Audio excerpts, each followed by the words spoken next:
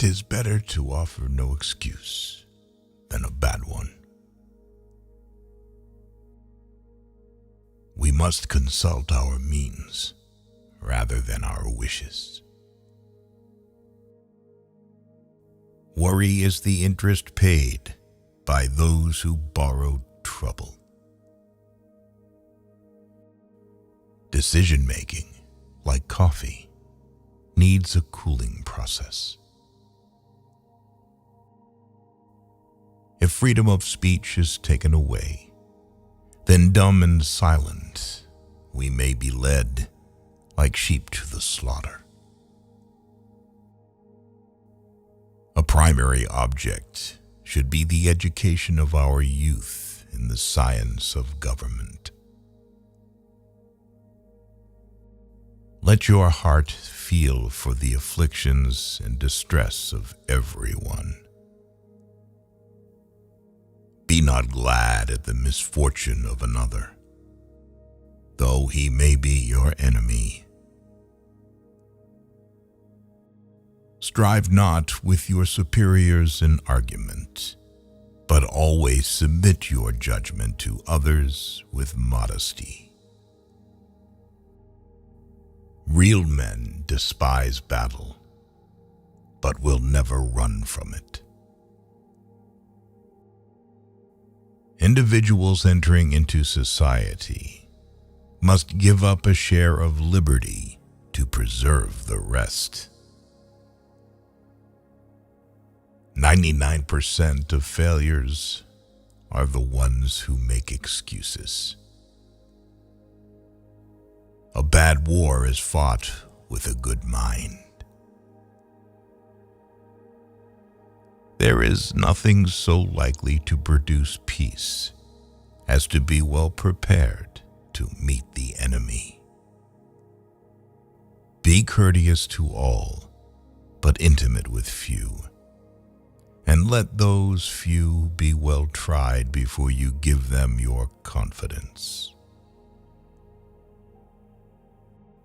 True friendship is a plant of slow growth and must undergo and withstand the shocks of adversity before it is entitled to appellation. It is better to be alone than in bad company. Human happiness and moral duty are inseparably connected. To persevere in one's duty and to be silent is the best answer to calumny. There is nothing which can better deserve our patronage than the promotion of science and literature. Knowledge is in every country the surest basis of public happiness. To be prepared for war is one of the most effectual means of preserving peace. Guard against the impostures of pretended patriotism. Labor to keep alive in your breast that little spark of celestial fire called conscience. Perseverance and spirit have done wonders in all ages. It is best to be silent, for there is nothing more certain than that it is at all times more easy to make enemies than friends. Associate yourself with men of good quality. If you esteem your own reputation, for 'tis better to be alone than in bad company. Let us therefore animate and encourage each other, and show the whole world that a free man, contending for liberty on his own ground, is superior to any slavish mercenary on earth. A sensible woman can never be happy with a fool. Few men have the virtue to withstand the highest bidder. Happiness depends more upon the internal frame of a person's own mind than on the externals in the world. Experience teaches us that it is much easier to prevent an enemy from posting themselves than it is to dislodge them after they have got possession. The harder the conflict, the greater the triumph. The turning points of lives are not the great moments. The real crises are often concealed in occurrences so trivial in appearance that they pass unobserved. As mankind becomes more liberal, they will be more apt to allow that all those who conduct themselves as worthy members of the community are equally entitled to the protections of civil government. To encourage literature and the arts is a duty which every good citizen owes to his country.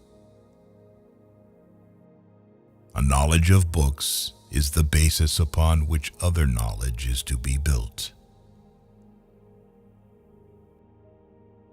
Paper money has had the effect in your state that it will ever have to ruin commerce, oppress the honest, and open the door to every species of fraud and injustice. Discipline is the soul of an army. It makes small numbers formidable, procures success to the weak, and esteem to all. Those who have committed no faults want no pardon. We are only defending what we deem our indisputable rights. We should not look back unless it is to derive useful lessons from past errors, and for the purpose of profiting by dearly bought experience. No punishment, in my opinion, is too great for the man who can build his greatness upon his country's ruin. The common and continual mischiefs of the spirit of party are sufficient to make it the interest and the duty of a wise people to discourage and restrain it. The nation, which indulges towards another an habitual hatred or an habitual fondness, is in some degree a slave. Never attach where it is obvious. The great rule of conduct for us in regard to foreign nations is, in extending our commercial relations, to have with them as little political connection as possible. Government is not reason. It is not eloquence. It is a force, and force, like fire, is a dangerous servant and a fearful master. In a good family, the husband is blind and the wife is deaf. If to please the people, we offer what we ourselves disapprove of, how can we afterwards defend our work? Let us raise a standard to which the wise and honest can repair. The rest is in the hands of God. Avoid a man who pretends to be your friend. Freedom and property rights are inseparable.